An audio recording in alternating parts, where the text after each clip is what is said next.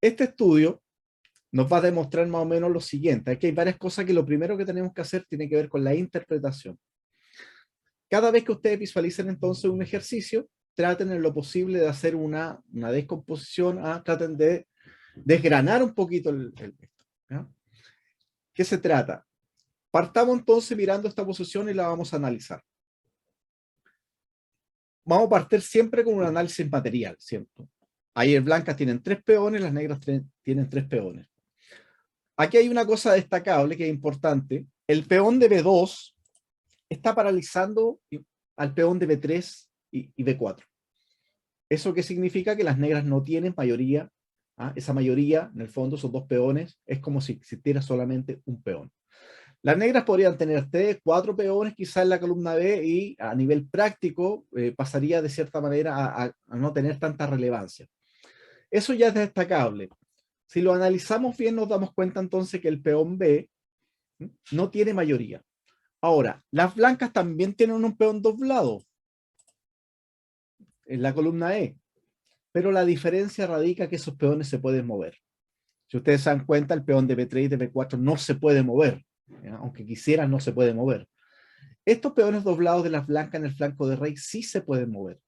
Eso nos va a demostrar qué tipo de cosas, que ya hay movimientos que se pueden realizar. Y eso significa que podemos agregar dentro de nuestra comprensión propiamente del final, podemos determinar lo siguiente. En estricto rigor, cuando analizamos la posición, podríamos decir lo siguiente. Las negras tienen un peón en el flanco de dama, porque los 2 peones doblados son solamente un peón, representan un peón, y las blancas de cierta manera tendrían como 2 peones en el centro. ¿Eso qué determina? Que las blancas podrían generar un peón pasado. Si las blancas logran de cierta manera realizar este avance y generar un peón pasado, inmediatamente sabemos el resultado final. ¿Cuál sería? Que es importante que lo destaquemos. Cuando yo tengo un peón pasado, el peón pasado puede cumplir 2 funciones. La primera función, que es la más clásica, ¿cierto? Es simplemente tratar de avanzar con el peón hasta coronar. Eso va a depender obviamente del tipo de posición. Otra de las posiciones que se podría derivar con respecto a un peón pasado tiene que ver este concepto de señuelo. Un peón pasado en muchos finales de peones, o también se utilizan piezas menores, puede servir de señuelo. Eso significa que el rey tiene que gastar tiempo, recursos, ¿cierto?, en lograr detenerlo. Ese tiempo y esos recursos nosotros vamos a aprovecharlo, en este caso el bando que tiene el peón de más, en trasladarse al flanco opuesto, para capturar el flanco opuesto e intentar ganar con el otro peón que le queda. Así que lo primero que hay que hacer cuando estemos analizando finales es tratar de llegar a un final teórico, conocido, e intentar por lo menos ver si se parece a algo. Como les repito, si observo un final y no lo encuentro que se parezca a nada, tengo un serio problema, porque en algún punto se tiene que parecer algo. No podríamos decir, mencionar que mira, este final nunca se había dado en la práctica. Imposible. Imposible, o sea. Si bien hay millones y millones y millones de posiciones distintas, siempre pueden existir más de algún vaso comunicante. Siempre puede haber algo que me determine, que me acerque a alguna posición teórica conocida. Así que en ese aspecto, la única forma de poder explicarle esto es estudiar distintos ejemplos. Cuando yo tengo distintos conocimientos en el fondo, voy inmediatamente asimilando esto. Vamos a comenzar entonces con este final de Barlos con Caraclagi. Acuérdense, lo primero que tenemos que hacer cuando observamos un final es tratar de dar una interpretación general del final. ¿Qué es lo que podríamos hacer? Y acá lo acabamos de hacer. Acabamos de decir que en las negras los 2 peones doblados que tienen en la columna B representan solamente un peón. Ese peón de B2 está neutralizando esos 2 peones. Y las blancas, estos 2 peones que tienen doblado en la columna E, ¿cierto? Podrían intentar, eso es lo que vamos a ver ahora con el análisis, transformarse en un peón pasado. Y ese peón pasado ya sabemos que podría materializarse tanto logrando coronar, como a su vez transformándose en un señuelo para que el rey negro tenga que detener al peón, nos trasladamos al flanco opuesto, nos comemos el peón y podría coronar el peón B. Comenzamos entonces. Acá hay que ver un detalle bastante importante. Vamos a partir con un movimiento como rey F2. Esto cuando yo lo veo de bastante a lo lejos, ustedes se van a dar cuenta que es difícil hacer una valoración general. Pero fíjense que en el fondo, Ahí todavía viene entrando gente. Ok. Ya, continuamos entonces. Vamos a comenzar con la primera, con la variante con rey F2.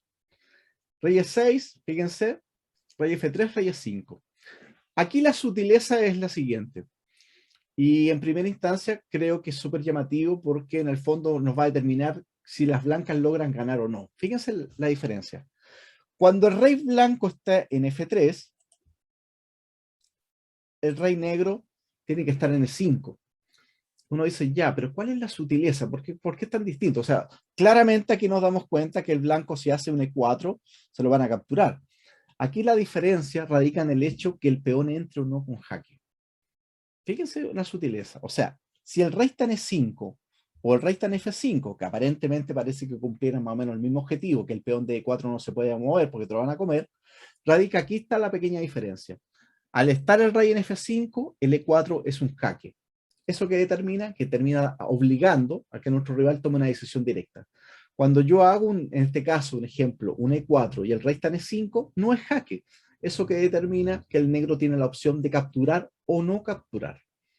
Fíjense qué importante este pequeño detalle. Ahora, cuando yo lo veo acá, no se aprecia tanto ahora, pero veamos a través del análisis, nos vamos a dar cuenta sí que hay una relación. Un ejemplo, si yo hago E4 ahora el negro tiene la opción de hacer D4. Fíjense que si yo capturo, la primera, ¿cierto? Acuérdense que siempre hay un orden lógico, jaque, captura, movimiento. Si yo parto con la captura, ahora viene este movimiento. Si hago rey E3, un ejemplo, me hacen rey D5. Si hago rey F2, el negro avanza. Fíjense en esta posición, el blanco no puede progresar y el negro tampoco. ¿Qué es lo que estaría pasando? Sería una posición de igualdad. La otra opción es rey E3, rey D5, y la otra es rey D2. Rey D4, jaque, y no hay forma de progresar porque en el fondo ninguno de los dos reyes va a permitir que el otro entre. Entonces, ¿qué es lo que está pasando acá? Que cuando yo hago este D por E4, el movimiento de las blancas es rey G4, buena. ¿Qué es lo que va a pasar? Si yo ahora, nosotros vamos a percatarnos lo siguiente. Este rey G4 va a derivar exactamente lo mismo lo que viene en la partida, por eso lo vamos a ver posteriormente. Es el mismo método. Pero veamos qué es lo que pasa cuando el peón vaya a E4 y juegue ahora D4. Esto demuestra la sutileza que el rey se encuentre en E5. Porque si ustedes entenderán, si el rey estuviera en F5, obviamente el negro no puede hacer D4 porque el rey está en jaque. Esto es lo que marca la diferencia. Ahora, cuando el rey está en E5, yo puedo hacer ahora el E4 y eso que determina que él puede responder a D4. ¿Qué es lo que va a pasar? Un ejemplo, si el blanco ahora sea E3, ahora tranquilamente le pueden. Si hago peón por peón, estaría cumpliendo el objetivo que me tracé al inicio. Dije lo siguiente, el blanco tiene dos peones en el centro, el negro tiene uno. Si logro cambiar un peón por otro peón, me va a quedar un peón pasado. Ese peón pasado significa que en el fondo voy a poder transformar ese peón en un señuelo, con lo cual lo voy a terminar sacrificando para comerme los peones B. Como el rey negro tiene que comerse el peón, en este caso el peón E, no va a alcanzar a llegar a la famosa regla de oposición. Con lo cual el blanco va a terminar coronando su peón B. Esto es un concepto bastante básico en finales de peones que nosotros ya lo visualizamos en las primeras clases. Ahora, después de 3, el negro tiene que hacer este movimiento que es de 3.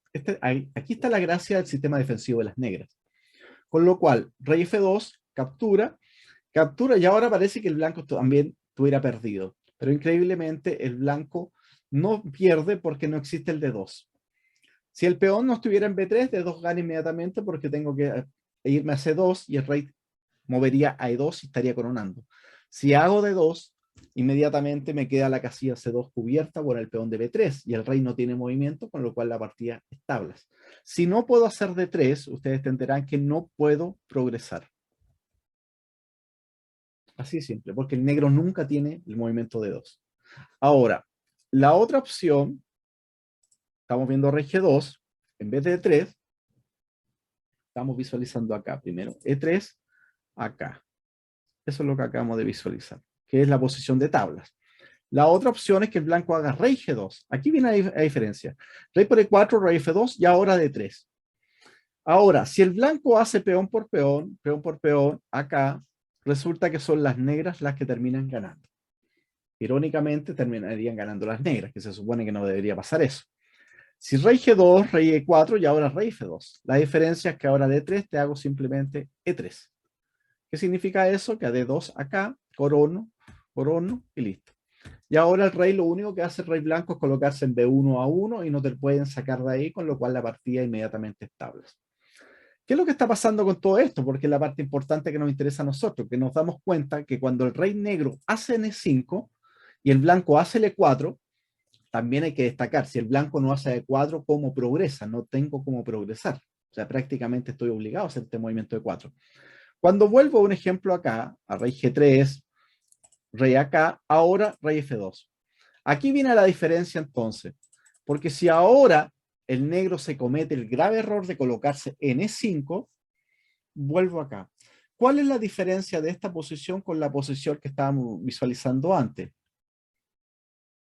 La diferencia radica que en esta posición mueven las blancas y en la posición que acá estamos viendo ahora mueven las negras. Después de esto mueven las negras. En la misma posición, solamente cambió el bando. Eso es lo que en el final generalmente le llamamos concepto de triangulación. Ahora, ¿qué determina esto? Que el negro tiene que mover. O sea, si rey F6, rey F4, rey E6 y ahora E4. Si D4, avanzo. Un ejemplo, si rey D5, el rey apoya, ¿cierto?, al peón de forma lateral y termina coronando. Si después de D4, E5, inmediatamente rey acá, rey E4. A la siguiente rey por D4, inmediatamente la partida se gana. Abandono los peones E, me voy a comer los B y termino coronando con el B2. La otra opción, ¿cierto?, es simplemente, estamos viendo esto, acá, acá, y ahora está el E4. Si D4, lo mismo. Esto lo acabamos de ver. Pero si a rey D6, ahora capturo, rey F5. Cuando yo visualizo esta posición, hago inmediatamente un señalamiento. Digo, oye, esta es la posición que nosotros nos trazamos al inicio cuando vimos la primera posición. Dijimos, si el blanco que tiene dos peones centrales logra cambiar un peón por otro peón, inmediatamente va a generar un peón pasado. Ese peón pasado tiene dos opciones. Apoyarlo hasta coronar, que es una opción, y la otra simplemente que se transforme en un señuelo. Si se transforma en un señuelo, significa que el rey negro tiene que gastar tiempo y recursos en detenerlo, y el rey blanco aprovecha esa instancia en ir a comerse los peones B y finalizar coronando el peón de B2. ¿Qué es lo que pasa? Que después de este rey E5, él va a tener que jugar rey F5. Y esta es la diferencia que tenemos en la posición inicial, porque ahora cuando yo haga el E4, es jaque. Y esto cambia totalmente la valoración, porque ahora el jaque no tengo el movimiento de 4. Significa que cuando el rey negro está en el fondo en E5 y el negro puede hacer D4, el blanco no puede ganar, no hay forma que gane. Pero ahora cambia totalmente, fíjense. Si hago rey E6, logré el objetivo. Cambié, listo, y logré. Estos dos peones, estos tres peones que están acá, que como que hubieran dos simplemente, da exactamente lo mismo porque aquí el blanco ya ganó la oposición, significa donde él muevo en el lugar opuesto y simplemente corono. Esto es un concepto bastante simple y básico que visualizamos nosotros en la primera clase. Después de E4, entonces ahora D por E4. Y ahora viene la parte importante. Si yo hago rey E3, rey E5, rey F2, y ahora nos damos cuenta que no hay forma de progresar. Rey F4 también es tabla, fíjense. Cuando yo quiero pasar, rey G5. Con lo cual el rey blanco no puede pasar y ninguno puede pasar. De hecho, la partida es tabla. Ahora, si rey E3, rey E5, acá y simplemente rey F6, lo mismo. Fíjense que F6 es oposición a la distancia, un concepto que nosotros estudiamos. Ahora, si rey E3, rey E5, y no hay progreso. El movimiento, bueno, después de E4, peón por, ahora el movimiento correcto es rey G3. Ahora sí. Pasa lo siguiente. Si rey acá, ahora le hago E3. Con lo cual, fíjense que él quería colocarse en D4, llegar a D3, C2 y comer B2. Ahora rey F5, acá, acá y acá. Y esto va a derivar en la línea principal que vamos a ver posteriormente. El rey, en el fondo, ¿qué es lo que está pasando? Que el rey tampoco se puede venir por este otro lado porque el rey le va a comer el peón de E4. Cuando él se coloque en C4, le comen E4. Eso que determina que la casilla de 3 queda controlada por las blancas. La otra opción, un ejemplo, que el negro haga E3, simplemente se te cae y llegamos a la posición ya conocida. Blanco tiene un peón pasado, simplemente apoya el peón pasado o lo utiliza como señuelo, con lo cual gana la partida. La otra opción es rey G5, ahora E3. Fíjense que en esta posición, blancas y negras tienen, ¿cierto?, la posición. ¿Eso qué significa? Que ahora necesito lo que nosotros llamamos tiempo de reserva. Un concepto que también estudiamos en la primera clase. El tiempo de reserva lo mencionamos como un ahorro que teníamos nosotros en un momento con tiempo, con lo cual me permite hacer un movimiento e inmediatamente obligar a mi rival que pierda la oposición. De eso se trata. Un ejemplo, hago mi tiempo de reserva, ahora él tiene que perder la oposición. Como pierde la oposición, no puede evitar que yo me meta. Así de simple. Un ejemplo. Si el rey F6, se le cae E4. Listo, me como E4 e inmediatamente, ¿cierto?, logro lo que me planteé al inicio. Por eso yo les quiero hacer hincapié con el tema. Si ustedes miran la posición y al principio no saben para dónde van, es muy difícil que vayan a encontrar los movimientos. Pero muy difícil. Es casi imposible, podríamos decir. ¿Por qué? Porque cuando yo visualizo la posición inicial es cuando yo tengo que buscar una semejanza, un patrón con algo anterior, con un estudio previo. Si tú estudias pocos finales, lo más probable es que tu base de datos con respecto a finales sea tan reducida que cuando lo trates de comparar, tú digas, no se parece a nada. Obvio que no se parece a nada porque tu conocimiento es muy reducido, tan simple como eso. Si lo empiezas a ampliar, inmediatamente ya tu conocimiento va a empezar a aumentar y va a decir, esto algo se parece a una posición que yo estudié alguna vez. Seguimos entonces. Fíjense que ahora, después del E3, entonces, lo obligo a que pierda la oposición, porque gracias al tiempo de reserva perdió la posición. Y ahora, paso. Paso. Y ahora, importantísimo, esto es súper importante. Si el negro hace rey C4, viene esta maniobra del rey por E4. Con lo cual le controlan la casilla de 3, porque en el fondo la esperanza que él tenía era meterse acá, ¿cierto? Buscar de alguna forma entrar. Pero eso cuando el rey captura el peón de E4, le coloca inmediatamente en oposición. Con lo cual el rey no puede progresar, ¿cierto? Se tiene que ir. Y ahora el blanco se quedó con el peón pasado en la columna E y ya sabemos una vez más el mismo procedimiento.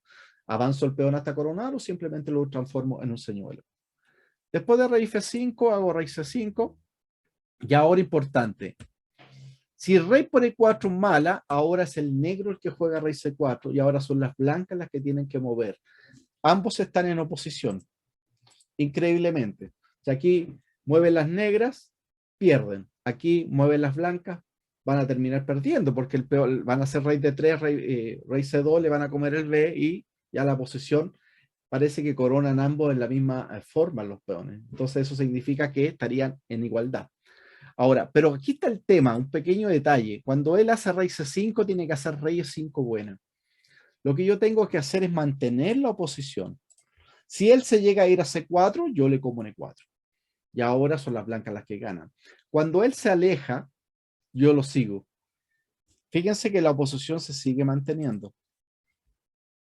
Y ahora que el rey ya no tiene ninguna opción de colocarse en C4 porque está en A5, me como el peón de E4. Con lo cual, nuevamente la misma explicación. Avanzo de forma lateral con mi peón y el peón va a coronar mucho antes que las negras puedan generar algún tipo de contrajuego en el flanco de dama. La otra opción que estamos visualizando es que rey F3, rey E5. Esa es la misma posición inicial. Ahora, todo radica en esto.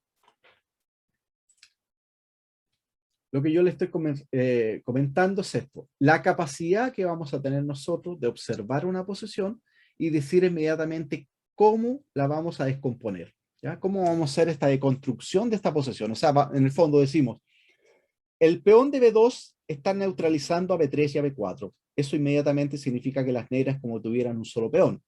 Ok. El peón de E2 y E3 también son peones doblados, pero la diferencia radica que no hay un peón en E4. ¿Eso qué significa? Que hay un posible movimiento de peón. Para poder generar un peón pasado, necesito mover el peón a E4. La sutileza de la posición radica en el hecho que el negro se dé cuenta que para poder evitar el E4 tiene que estar con su rey en E5. Para cuando haga el E5, o sea, el E4, el negro pueda responder con D4. En el caso puntual que el rey en F3 el rey blanco está en F3 y el rey negro está en F5, el movimiento blanco E4 no permite hacer el D4 de las negras porque el rey estaría inmediatamente en jaque en F5. Esa es la pequeña sutileza. Ahora, tú miras esta posición y es bastante difícil entender esa posición a simple vista. ¿Qué es lo que nos interesa a nosotros desde el punto de vista práctico? Porque al fin y al cabo lo que queremos nosotros es que esto nos sirva el día de mañana en nuestras propias partidas. No es que yo vaya a encontrar este movimiento ahora, no me interesa eso. Ah, que yo no lo encontré, o alguien diga, yo sí lo encontré, lo vi. Siendo bien objetivo, no es tan importante eso. ¿Qué es más importante? Que se lo aprendan de memoria y que sepan y lo incorporen a su disco duro y digan, hay una posición que yo estudié de Van Love con Karaclagi, ¿cierto? Donde existe este famoso tiempo que no es lo mismo que el rey tiene E5 en F5. Siendo bien objetivo, también se lo menciono, esta partida de Van Love con Karaclagi, que está en un libro que ellos tienen, bastante mucho más reducida. Gran parte del análisis propio de esta partida son análisis míos, que están complementados. Eso yo hago generalmente. Yo no tomo un libro y lo trabajo así porque generalmente los libros siempre les falta algo. Yo trato que el material siempre sea lo más didáctico posible y lo mejor explicado. Y muchas veces los libros, la problemática que tienen, que por un tema editorial, por un tema de espacio, tiempo y dinero, obviamente, los análisis sean un poquito concisos. Ahora el problemita es que muchos jugadores que se quedan con la duda. Después dicen, chuta, ya aquí ganan, ya hay cómo. Sí, pues la pregunta es cómo. Y ahí es donde yo entro y trabajo este mismo material, le digo, esta es la forma correcta como se visualiza y que queda mucho más claro posteriormente. Bien, las blancas en esta posición entonces saben que si el blanco hace rey F2, el negro aplica su misma maniobra y va a empatar. Entonces ahora la diferencia radica en G2. Rey G2. Cuando yo trazo G2, inmediatamente trazo las reglas de oposición.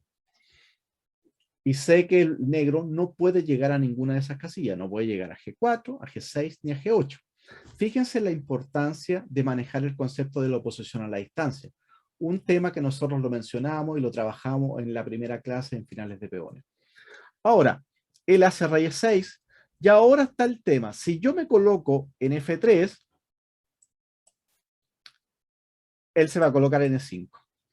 Si se coloca en E5, pierde por E4. Y eso lo vimos, ¿cierto? Lo visualizamos nosotros en la variante anterior. E4 gana, listo. Pero la diferencia es que rey F3 me va a hacer el E5. Cuando haga acá, queda de manifiesto que al E4 el negro me responde con D4 y el blanco no puede ganar. Y si hago rey G3, rey E4, me está acá y listo. Y nuevamente se vuelve a repetir la misma posición. Siempre que el blanco intente hacer el peón a E4 para poder sacar una mayoría de este centro, el negro va a tener su peón, o sea, su rey en E5, con lo cual va a jugar inmediatamente D4.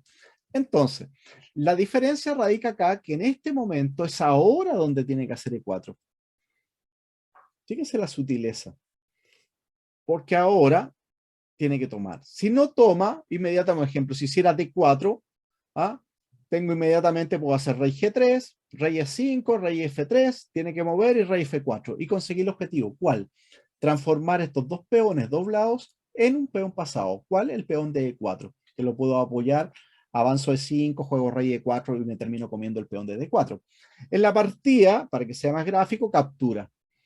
Y ahora es importante el planteamiento de las blancas para poder llegar a la posición de la variante anterior.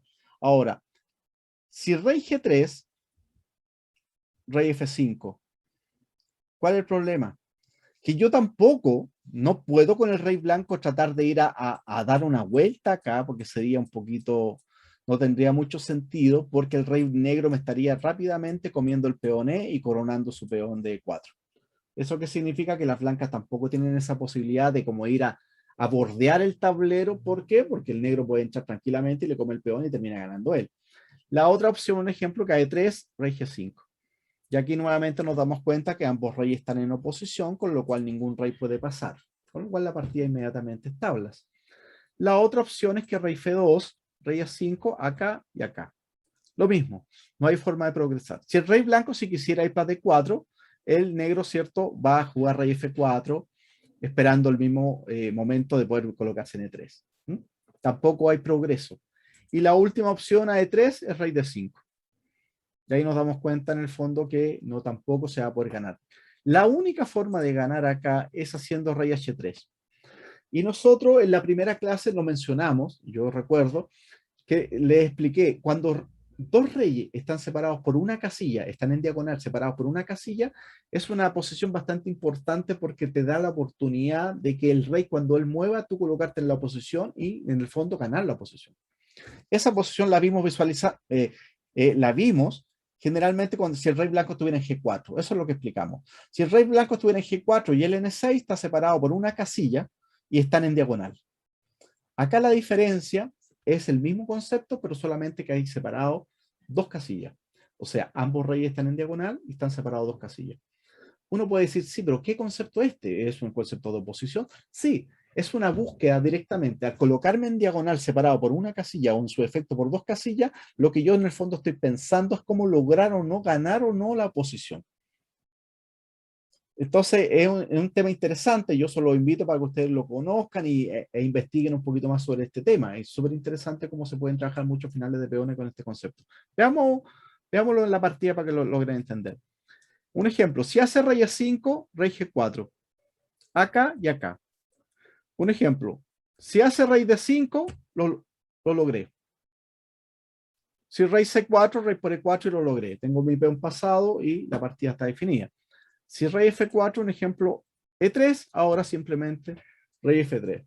Con lo cual el rey negro tiene que abandonar la defensa del peón de E3, me como el peón de E3 e inmediatamente quedo con la posición inicial, que era transformar esta mayoría de peones, que aunque estuvieran doblados en la columna E, transformarlo en un peón pasado. O sea, cambiar uno por otro y finalmente me quede un peón pasado. Después de rey H3, entonces tengo rey F5. A lo cual ahora, oposición. Fíjense la diferencia, la sutileza, que cuando se coloca en F5 me coloco en F3. Ahora, nuevamente, si hace E3, rey F3 y le como el peor. Ya eso ya lo vimos. Ahora, se coloca en oposición. Nuevamente vuelvo a entrar, ¿cierto?, al concepto de tiempo de reserva. Le digo que pierda la oposición, porque no tiene otra opción, no tiene más movimientos de peón, tiene que mover el rey. Si se va a H5, obviamente me como rey F4 y me como el peón inmediatamente. Y se va para acá y comienzo. Y lo achico. ¿Ya? Rey G5, rey G4, más o menos apunta a lo mismo. Rey G4, rey D5 y acá. Si rey C4, me como E4 y logré el objetivo trazado previamente, ¿cierto? Cambiar mi mayoría de central por un peón y que me quede mi señuelo. Después de rey D5, rey F5, acá, rey E5. No me puedo comer, acuérdense, el peón porque me hace acá, acá y esta finalmente esto termina en tabla. Cada uno termina coronando, ¿cierto?, en dama. La diferencia radica que a rey C5 te juego buena, rey E5. Y ahora sí, si él hace rey C4, yo me como el peón de E4 controlando la casilla de 3. ¿Cierto? Ahora va para acá. Cuando el rey se coloca en B6 o en A5, da lo mismo, ahora sí que yo finalizo la partida con rey por E4. ¿Por qué? Porque ahora él tranquilamente donde mueva, yo avanzo mi peón como señuelo o simplemente apoyo el avance del peón de forma lateral, siempre y cuando manteniendo los conceptos de la regla de oposición. Este ejemplo de Pavlov con Karaklagi, que está en un libro por ahí que yo cuando lo vi, de hecho un alumno mío me lo pasó, me dijo, mire, profe, fue así, se lo voy a explicar tal cual, para que ustedes vean qué es lo que pasa con respecto al tema de los libros. Mi alumno miró la posición, estaba estudiando el libro y me dijo, no lo entiendo. Ya le dije yo, mándamelo para revisarlo, para ver cómo lo podemos ver, cómo mejorarlo.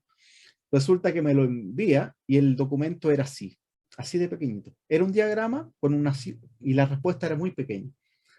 Al ser la respuesta tan diminuta, ¿cierto?, tan escueta, resulta que mi alumno tenía muchas dudas. No le quedó para nada claro este concepto cuando el rey está en E5, cuando el rey está en F5.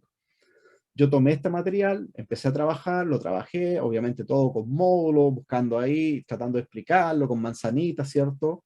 Agregándole texto, haciendo todo este trabajo, y ahora este material es bastante distinto, pero bastante distinto al simple ejercicio que aparece en el libro. Después, finalizada la clase, yo le mostré el material y él me dijo, sí, ahora sí lo entendí. Yo creo que uno de los labores que tiene que hacer como profesor de ajedrez es tratar que el material se pueda entender. Si el material es maravillosamente muy, pero muy sofisticado, muy bello estéticamente, todo lo que ustedes quieran, pero si no se entiende, la verdad que no sirve mucho. ¿Ya? En ese aspecto también hay que aterrizar mucho el material y por eso creo que es obligatoriamente un profesor debería también ponerle su cosecha. ¿Ah? No para publicarlo, porque obviamente gran parte también, este trabajo es de Pablo con Caraclagi, estudios de ellos. Pero acuérdense lo que yo le estoy diciendo, o sea, es tomar un material, no para plagiarlo, sino para mejorarlo, para que el proceso de aprendizaje para los alumnos sea mucho más expedito. De eso se trata. Gran parte del material que yo trabajo en las clases hago exactamente lo mismo. Lo tomo, hay material que creo propiamente yo, ¿cierto? El mismo material que yo publico en los libros, el material mío. Pero mucho del material siempre se puede trabajar. Hay interesante destacar me acuerdo, una cita, ¿cierto? De una entrevista que le hacen a Marc Boreski, ¿cierto? El mejor entrenador del mundo, que decía lo siguiente. Decía Boreski, siempre estoy preocupado de lo que se está publicando. Siempre estoy atento, dice, cuando salga algún libro. Siempre estoy revisando material nuevo, dice, porque siempre puedo obtener una idea. ¿Ah? Fíjense, no que vaya a tomar y la vaya a copiar, ni mucho menos. Es simplemente tomar una idea y poder trabajarla. Esa capacidad analítica que tenía Boreski es lo que lo determinó a ser el mejor entrenador del mundo. ¿No? Lejos el mejor entrenador del mundo. Y cada persona que si alguien ha estudiado los libros de Boreski sabe que realmente el método de él es tremendo. O sea, es prácticamente... Boreski estudió matemáticas por lo demás. Creo que el estudio de una carrera como relación es súper importante también porque muchas de las cosas que él explica siempre está tratando de emular un poquito con el tema de los números. Bien, con eso entonces finalizamos la primera etapa, que finales de peones. No